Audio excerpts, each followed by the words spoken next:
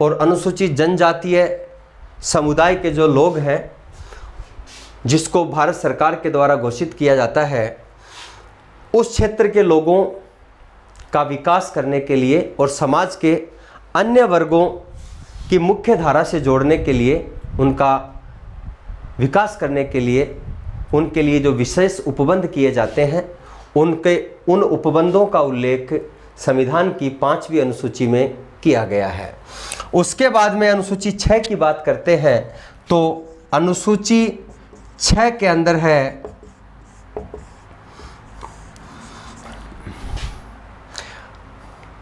असम, मेघालय,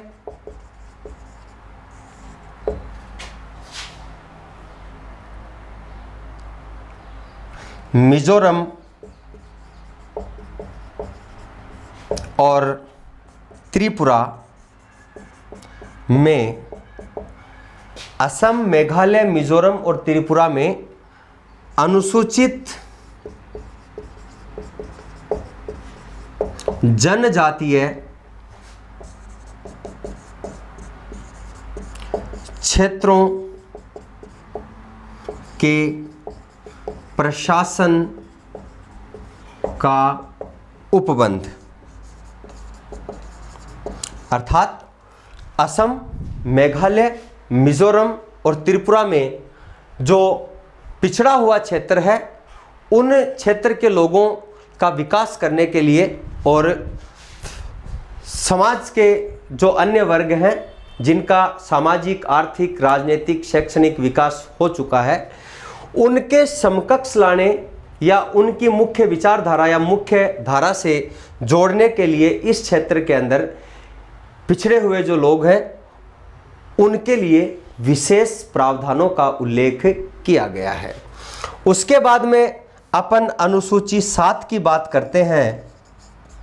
अनुसूची 7, तो अनुसूची 7 के अंदर केंद्र या संघ, केंद्र एवं राज्यों के मध्य शक्तियों का विभाजन। 7 में केंद्र एवं राज्यों के मध्य शक्तियों का विभाजन, अर्थात केंद्र और राज्य, भारत के जो राज्य हैं, उनके बीच में शक्तियों का विभाजन किया गया है, सूचियों का विभाजन किया गया है। शक्तियों भी देख सकते हैं अपन और सूचियां भी देख सकते हैं कि ऐसे कौन से क्षेत्र होंगे जिन पर केंद्र सरकार कानून बना सकती है या जिन पर केंद्र सरकार नियंत्रण रख सकती है, या ऐसे कौन से विषय हैं जिन पर राज्य सरकार नियंत्रण रख सकती है या राज्य सरकारें कानून बना सकती है, या ऐसे कौन से क्षेत्र हैं जिन पर केंद्र और राज्य दोनों नियंत्रण भी रख सकते हैं और कानून भी बना सकते हैं। तो इस अनुसूची 7 के अंदर ही अपन किसको पढ़ते हैं, तो सूचियों को पढ़ते हैं। जो विभाजन है शक्तियों का, वो सूचियों के माध्यम से ही किया गया है। तो सूचियों की बात करें तो अपन सभी लोग जानते हैं कि 3 प्रकार की सूचियां हैं। नंबर 1 संघ सूची, नंबर 2 राज्य सूची, नंबर 3 समवर्ती सूची। संघ सूची, राज्य सूची और समवर्ती सूची। पहली प्रश्न तो यही उठता है कि संघ सूची किसको कहते हैं। तो अपन एक एक को देखते हैं कि संघ सूची, राज्य सूची या समवर्ती सूची क्या होती है। तो सबसे पहले अपन बात करते हैं संघ सूची की। तो संघ सूची किसको कहते हैं, तो संघ सूची से तात्पर्य है कि वे विषय जिन पर कानून बनाने का अधिकार, वे विषय जिन पर कानून बनाने का अधिकार संघ अथवा केंद्र को होता है, संघ अथवा केंद्र को होता है, वह संघ सूची कहलाती है या संघ सूची के विषय कहलाते हैं। अगला प्रश्न उठता है कि इस संघ सूची में वर्तमान में विषयों की संख्या कितनी है। तो बच्चों यहाँ पे आपको डाउट मिलेगा, विषयों की संख्या कितनी है, तो विषयों की संख्या 97 है। अभी कुछ गाइडों में दे रखा है कि वर्तमान में संघ सूची में विषयों की संख्या 97 है, 97 नहीं सॉरी 100 है। अभी कुछ गाइडें जो बाजार में हैं उनमें दे रखा है कि वर्तमान में संघ सूची में विषयों की संख्या 100 है, लेकिन 2015 में राजस्थान लोक सेवा आयोग द्वारा आयोजित स्कूल व्याख्याता परीक्षा में एक प्रश्न पूछा गया कि वर्तमान में संघ सूची में विषयों की संख्या कितनी है, और आरपीएससी के द्वारा उसका सही उत्तर माना गया 97। और आपको भी 97 ही रखना है क्योंकि ये 97 ही है। अब गाइड के अंदर इन्होंने क्या किया कि संघ सूची का जो 92 नंबर का विषय है, ध्यान से सुनना, संघ सूची का जो 92 नंबर का विषय है और 92 नंबर में है करों का संदाय। 92 नंबर का जो विषय है उस विषय के अंदर 3 उप विषयों को जोड़ा गया है। तो जैसे 92 क की बात करें, 92 क के अंदर है समाचार,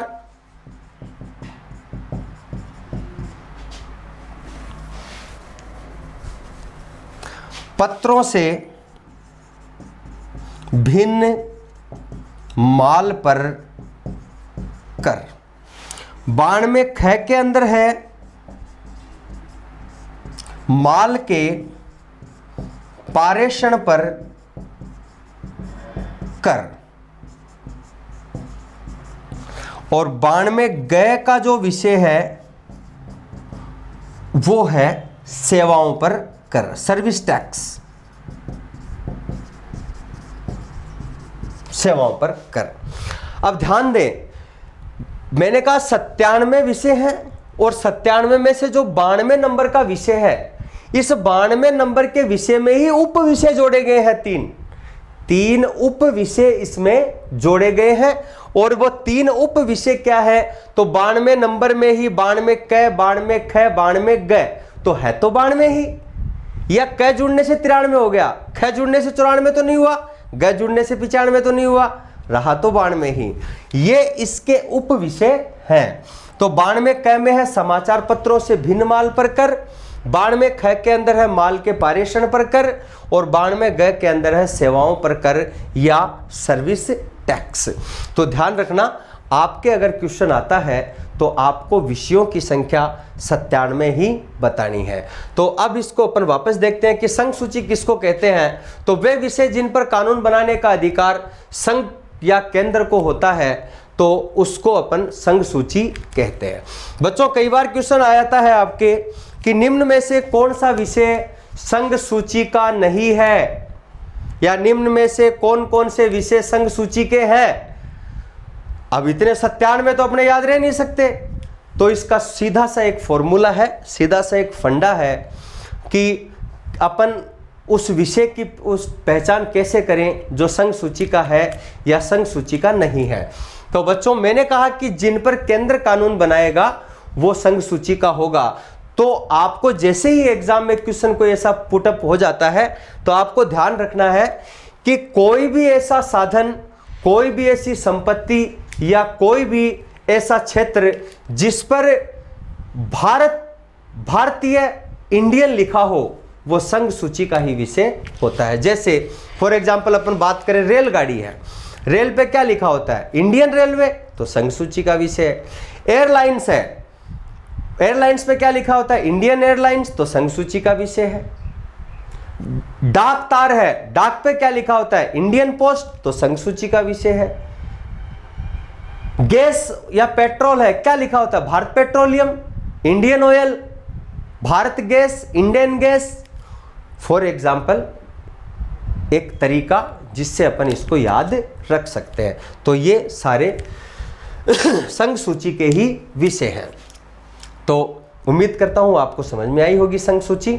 अब इसके बाद में अपन राज्य सूची की, राज्य सूची। अब प्रश्न उठता है कि ये राज्य सूची के विषय कौन से होते हैं। तो बच्चों जैसे अपन ने संघ सूची को देखा वैसे ही अपन राज्य सूची को भी देखते हैं। तो वे विषय जिन पर कानून बनाने का अधिकार, कानून बनाने का अधिकार राज्य को होता है,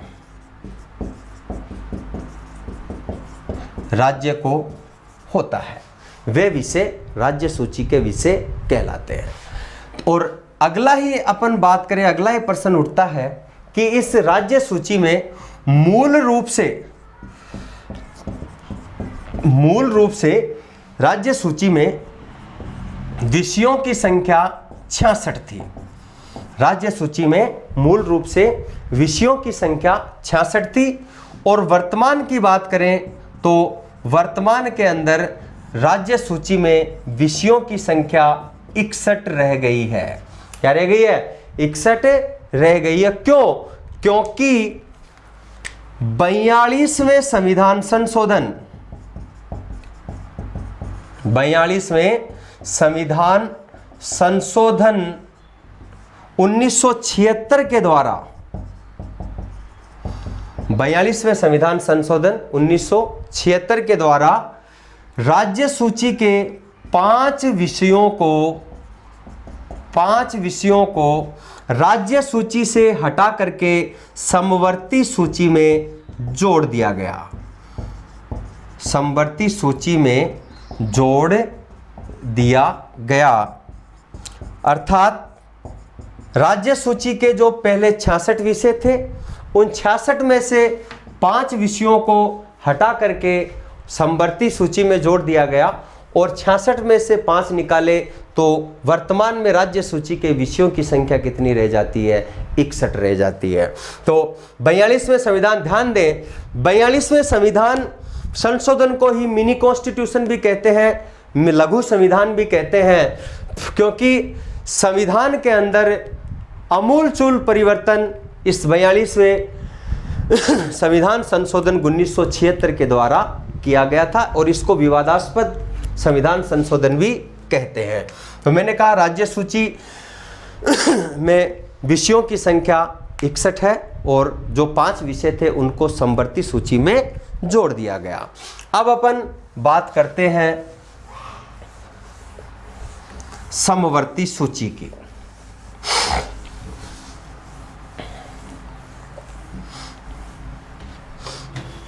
अब अपन बात करते हैं समवर्ती सूची की। समवर्ती सूची की, समवर्ती सूची की बात करें तो समवर्ती सूची किसको कहते हैं या समवर्ती सूची के विषय कौन से होते हैं? तो वे विषय जिन पर कानून बनाने का अधिकार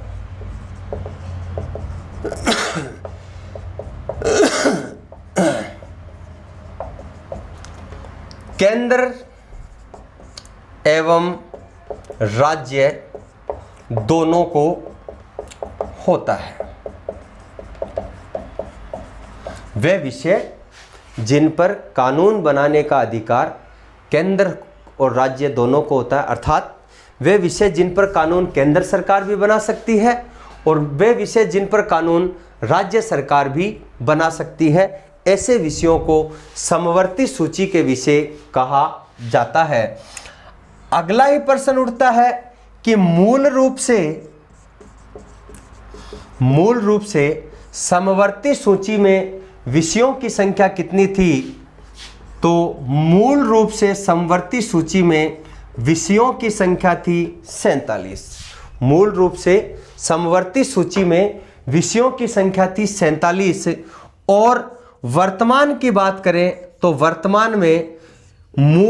वर्तमान में समवर्ती सूची में विषयों की संख्या 47 + 5 अर्थात 42वें संविधान संशोधन 1976 के द्वारा जो 5 विषय राज्य सूची से हटाए गए उनको इस समवर्ती सूची में डाल दिया गया, जोड़ दिया गया। तो 47 और 5 की बात करें तो मूल अब वर्तमान में समवर्ती सूची में विषयों की संख्या रह गई है 52, या कितनी हो गई है? 52 हो गई है।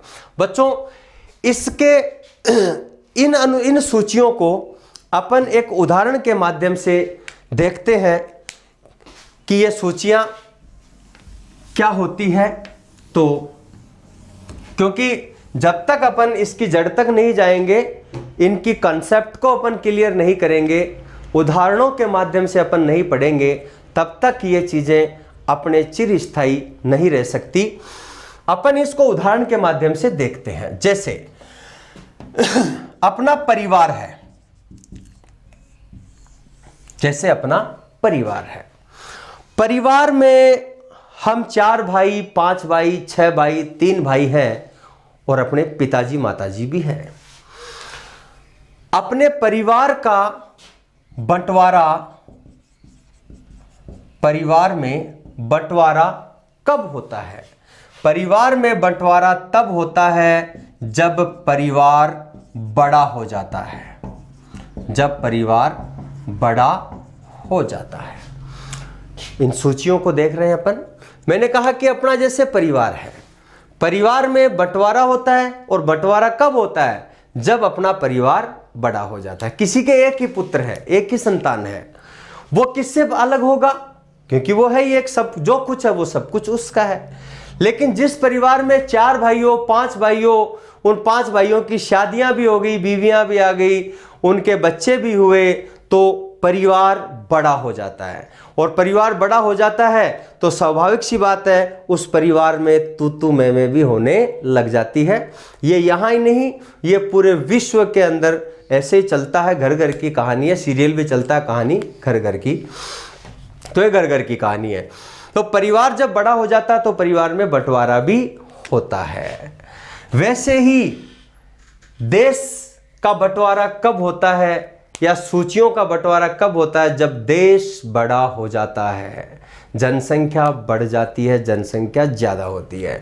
तो जैसे अपने परिवार में बंटवारा होता है, 5 बेटे हैं, 5 बेटों में पिताजी ने कहा, अपने पिताजी ने कहा कि बेटा आज से आप अपने रास्ते पे और मैं अपने रास्ते पे। जैसे अपने घर में परिवार में बर्तन है, चारपाई है, या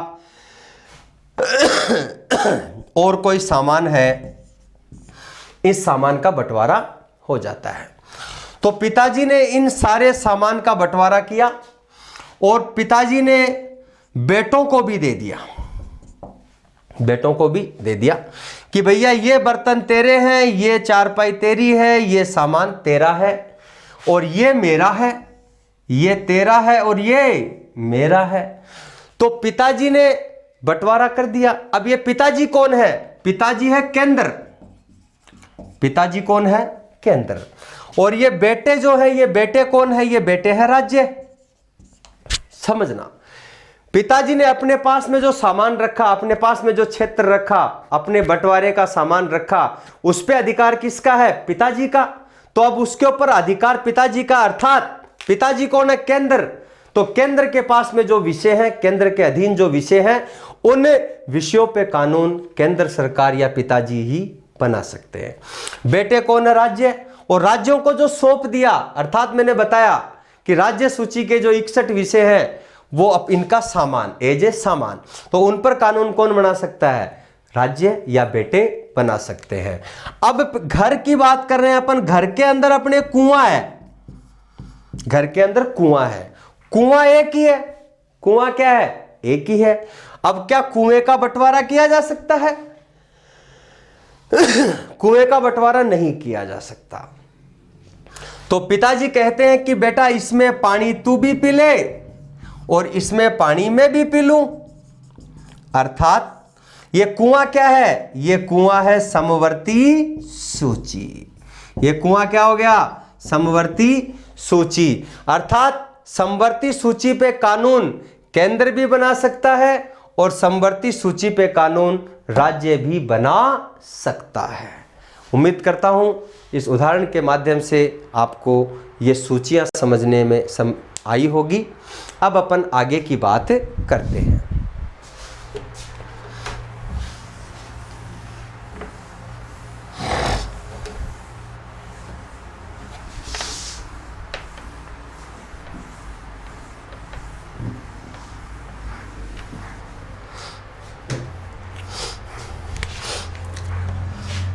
अनुसूची 8, अनुसूची 8। अब अपन बात करते हैं अनुसूची 8 की। तो अनुसूची 8 की अपन बात करें तो अनुसूची 8 में अपन देखते हैं कि अनुसूची 8 के अंदर क्या है। तो अनुसूची 8 के अंदर है बच्चों संवैधानिक भाषाएं, संवैधानिक भाषाएं, संवैधानिक भाषाएं।